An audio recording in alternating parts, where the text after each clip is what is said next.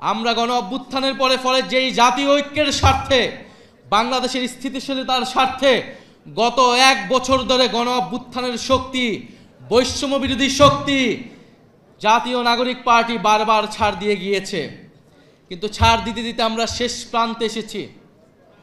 আমরা এবার ছাড় দিব না। আমরা এবার আদায় করে নিব যে গণ অভ্যুত্থানের পরে নতুন বাংলাদেশের প্রতিশ্রুতি আমরা দিয়েছি, যে গণতন্ত্র প্রতিষ্ঠার, বৈষম্যহীন বাংলাদেশ প্রতিষ্ঠার প্রতিশ্রুতি দিয়েছি।